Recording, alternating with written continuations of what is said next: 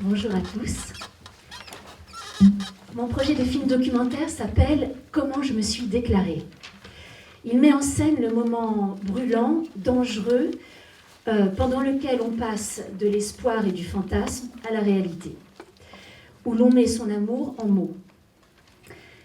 J'ai actuellement un film en production sur le confessionnal, et où je filme ceux qui, dans un monde où on nous invite à la transparence, ont choisi le secret et le murmure. Avec ce nouveau projet, je passe du murmure à la déclaration. On se souvient toujours d'une déclaration d'amour. On se souvient de celle qu'on a donnée, on se souvient de celle qu'on a reçue, et on se souvient aussi de celle qu'on n'a pas osé faire. Alors celles-là, elles peuvent hanter assez longtemps.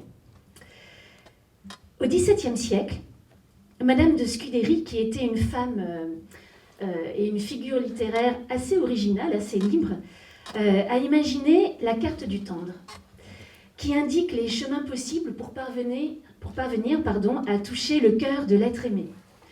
Alors sur cette carte, on peut passer par le fleuve de l'attirance, on peut contourner la presqu'île de la patience, faire une escale en terre de l'empressement, évidemment éviter la mer du mépris, de la négligence, de la cruauté.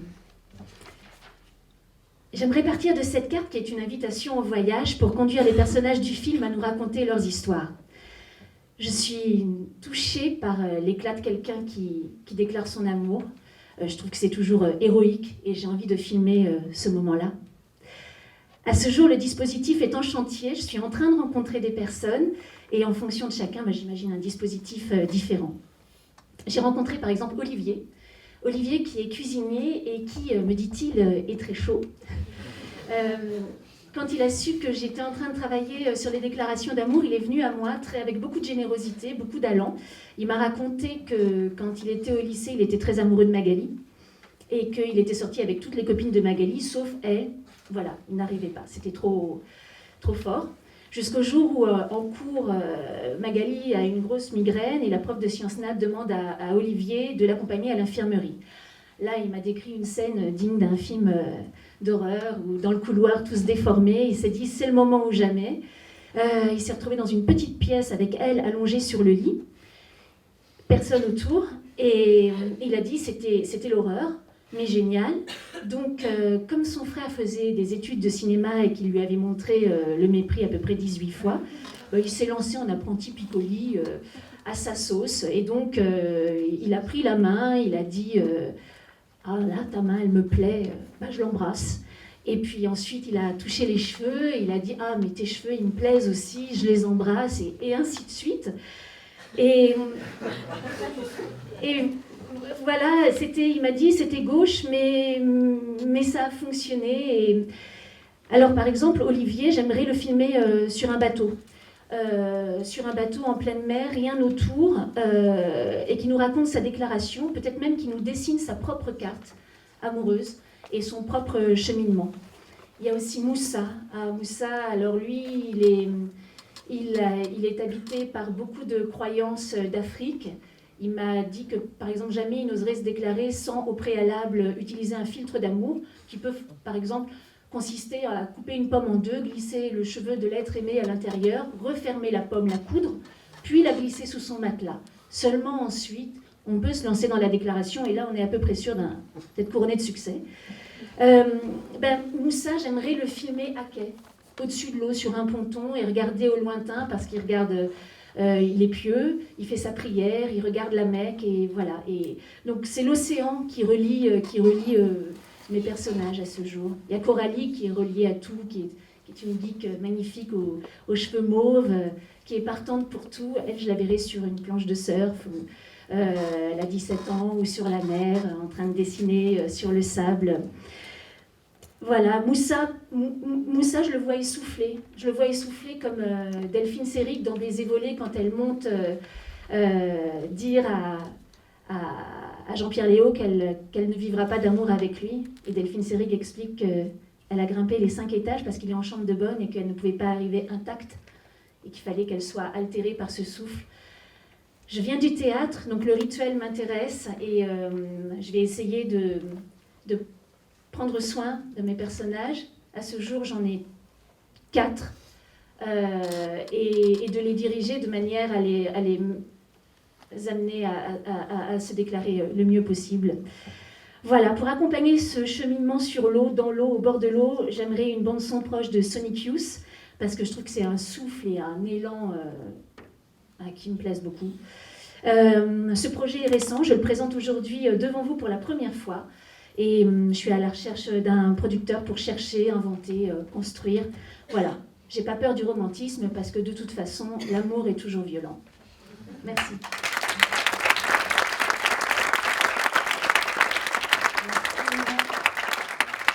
Des questions sur ce film documentaire dans la salle 8.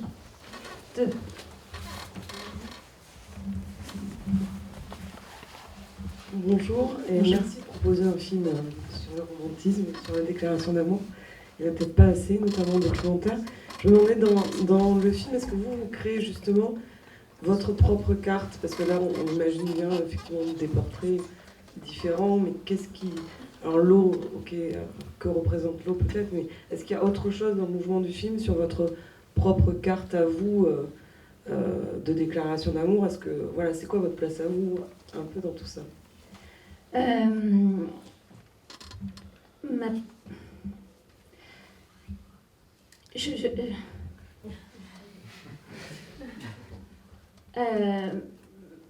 J'ai été très, très troublée ici, pendant ce festival, de découvrir un des premiers films de Claire Simon, qui s'appelle « Moi pas ou l'argent ».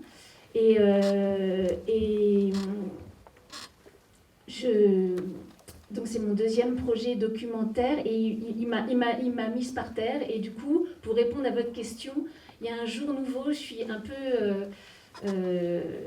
dans un état de fébrilité, parce que j'ai plus trop de certitude. J'avais l'idée d'être le plus discrète possible, de me faire oublier et de leur laisser tracer leur chemin. Et je me dis qu'il faut que je me mouille avec eux, quoi. Ça serait peut-être bien. Vous avez parlé de l'océan, de certaines mises en scène, notamment avec Moussa, c'est ça, Moussa? Moussa, oui. Face à l'océan, Coralie sur sa planche de surf. Oui. Ces histoires de déclaration, ça va être des voix off, ça va être quoi? Il y aura des reconstitutions, il y aura... Comment ça va se raconter tout ça dans votre récit? Alors, ce qui était très beau avec Moussa et avec Olivier, c'est qu'ils m'ont dit la déclaration qui a été effective, qui a eu lieu, et celle qu'ils auraient aimé faire, celle qui s'était préparée, parce que souvent quand on s'apprête à dire son amour, on répète comme un comédien, on prépare des phrases qui bien souvent n'arrivent pas, mais en tout cas c'était aussi peut-être l'idée de leur donner la possibilité de faire la déclaration telle qu'ils l'auraient voulu, juste pour la beauté du geste, parce que bien sûr une déclaration en décalé, quoique peut-être que si tout est on peut s'autoriser à rêver ça, mais en tout cas, ils peuvent tracer leur... Olivier m'a dit, j'aimerais bien faire une carte du tendre en gâteau, ou la dessiner, ou il aime beaucoup dessiner. Moussa m'a dit, je vais inventer ma méthode à moi pour rendre l'objet de mes rêves amoureux. Donc, ça peut être soit ils vont nous raconter la déclaration qu'ils ont faite, soit celle qu'ils auraient aimé faire, soit la dessiner. Voilà, à ce jour, c'est ces trois choses qui se profilent. C'est face caméra ou c'est en off? Non, c'est dans le milieu marin. Dans le milieu marin, Olivier sur une barque, Moussa sur le ponton, et chacun sera dans cette immensité en train de nous raconter sa déclaration. Peut-être bien face caméra, oui. Ça rejoint la question, c'est-à-dire que je crois que je vais quand même essayer de les réceptionner à deux mains, quoi. Donc je serai derrière la caméra, mais peut-être en train de prendre la place, pourquoi pas, pour les accompagner. Dernière question. Oui. Et vous voyez votre film structurellement comment? C'est-à-dire les uns après les autres, ou est-ce qu'on se balade et on revient avec eux? On navigue, on s'arrête, on fait une escale, on navigue, on accoste, on regarde au loin, on va voir ce qui se passe au loin. Et donc voilà l'idée de la carte qui est vraiment très précise, la carte du tendre. Évidemment, c'est symbolique, mais je vais vraiment trouver un chemin selon la région dans laquelle je vais tourner. J'aimerais dessiner un voyage avec eux, une pérégrination. Donc les mouvements sont très importants, sur l'eau, au-dessus de l'eau, à côté de l'eau, au bord de l'eau, et en musique, et pour donner l'élan. Parce que ça, je pense que pour se jeter à l'eau, c'est vraiment nécessaire d'avoir cette course avant, et cet essoufflement. Je ne sais pas si ça répond à votre question. Oui et non. Ouais, voilà, c'est un peu. Est-ce que Oui. vous allez d'un personnage à un autre, Oui. vous avez votre chemin, ou est-ce que ces personnages reviennent dans le film? Non, on embarque avec eux, ils accostent, on va à la rencontre d'un autre, et voilà, c'est comme découvrir des nouveaux territoires, voilà, on les accompagne, et puis on fait d'autres rencontres, on les quitte. Dernière question. Juste, c'est pas une question, mais est-ce que vous connaissez le dispositif de l'aide à l'écriture de la région Île-de-France, qui comprend un accompagnement avec des consultants ciblés et qui est opéré par la Maison du Film, qui permettrait notamment, on a beaucoup de longs métrages documentaires qu'on accompagne ainsi. Voilà. Mais je commence à connaître, c'est-à-dire que là on m'en a parlé et je vais faut postuler. faire oui, je vais faire les démarches. Avant. Très bien, merci. J'espère que tout ça nous aura mis sur le lac de la rencontre pour tous les projets. Merci beaucoup de votre attention. Pour la photo, c'est des applaudissements.